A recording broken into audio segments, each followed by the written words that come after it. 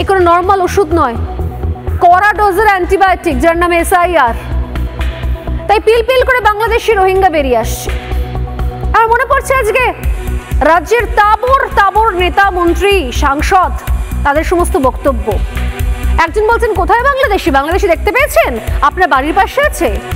কেউ বলছেন ওরকম বললেই হয়, বাংলাদেশি রোহিঙ্গাদের দেখলেই চেনা যায়, ওদের নাকি নাকটা একটু চ্যাপ্টা থাকে, চোখটা কেমন টানা থাকে, রংটা কেমন চাপা থাকে। গল্প দাদুর হাট বসিয়েছিল তৃণমূল কংগ্রেস। আর রয়েছে কিছু পেট মিনমিনে মিডিয়া যারা তৃণমূল কংগ্রেসের সঙ্গে সায় দিয়ে একই সঙ্গে সুর নিয়ে বলতে শুরু করলো, না কোথাও নয়, রিপাবলিক বাংলা একা লাফালাফি করছে। আরে রিপাবলিক বাংলা এমনি লাফালাফি করে, রিপাবলিক বাংলা মানুষের স্বার্থে ওখানে গিয়ে পৌঁছচ্ছে।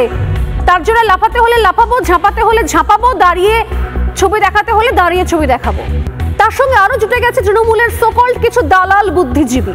কেউ সিনেমায় রয়েছে, কেউ অভিনয় করে, কেউ থিয়েটারে আছে, তারাও বলতে শুরু করেছে কোথায় বাংলাদেশি।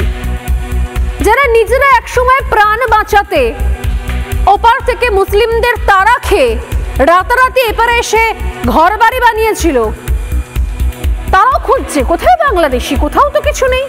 তাহলে এরা কারা?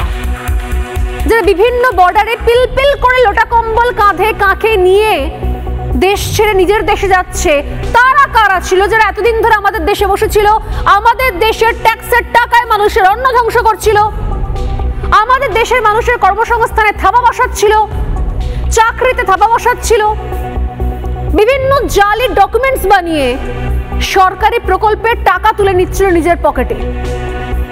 আমার আপনার ট্যাক্সের টাকায় চলা শ্রী সাথী ভান্ডার শর্টকাট রুট ধরে বাইপাস হয়ে চলে যাচ্ছিল অবৈধ বাংলাদেশি রোহিঙ্গাদের পকেটে। তাহলে এরা কারা?